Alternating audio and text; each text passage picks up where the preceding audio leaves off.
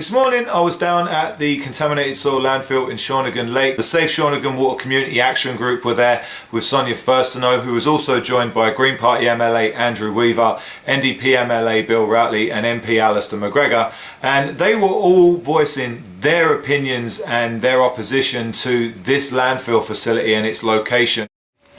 The very fact that the community is spending more than $2 million between the CVRD and the Shawnigan Residents Association to try and defend their community's water is unacceptable. The fact that this government has actually reduced the number of fines to companies involved, whether it's forest companies or mining companies. For crying out loud, this government's running around handing hydro dollars out to mining companies that are busy polluting our environment. So I say to the minister today, you need to shut this place down, you need to live up to the regulations and the rules and the permits, and you need to do your job. This should not happen in a 21st century society. Yet here we are, yet again.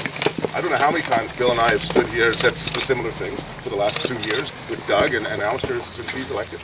Enough is enough already, and the government needs to step up. It should never have been approved. It was approved. It's in non-compliance, continually in non-compliance, and the concerns are real and valid and need to be addressed by the people here today. Hear, hear. What I find troubling about this is the implications for democracy.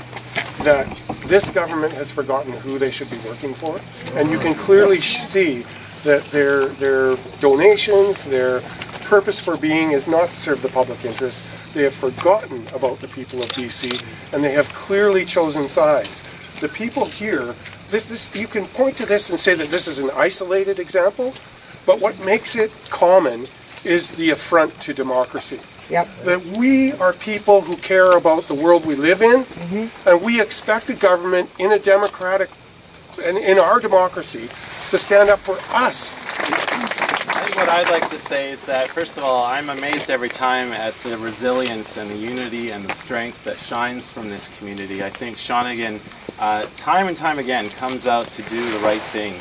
And the sad state of affairs is that we have to rely on citizen investigators to do the job that the provincial government should be doing.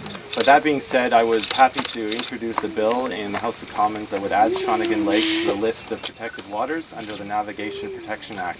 This is a stack of petitions that have been signed for the federal government, and I'm going to present this to Alistair right now so he can take them back to Ottawa in his luggage. I'm going to go overweight for the books now. This community is extraordinary. I've never been more amazed by a community than I am by Shawnigan. The hard, endless, tireless work of so many people that are willing to work endlessly to protect this community and this watershed. And I want to say thank you to everybody and that's here today and everybody in this community that makes it possible for us to continue to say no to this landfill.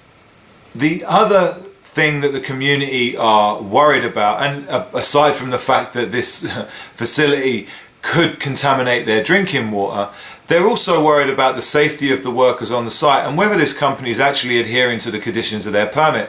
If you take a look at this aerial shot of the soil management area, which is actually a large building, you can see that there's a bulge in the east wall, and it looks like the asphalt underneath is bulging out too. So I don't know if that means that there's been some foundation damage. I'm not an expert or a structural engineer, but I do know enough to know that if my house had a bulge in the wall like that, I'm pretty sure that someone would be knocking on my door and telling me that I need to either rip it down and rebuild it, or I need to do some serious structural renovations because it's not safe. The other concern in terms of whether the company is actually adhering to their permit is that there's photographs and footage of the company discharging liquid waste into the landfill when their permit specifically says that they are not allowed to do that. You can see in this photograph and then in this video that the liquid's being discharged into the pile and then kind of being mixed up with soil and spread out into the pile that's already there. But the real major concern is to do with the construction of a new containment cell.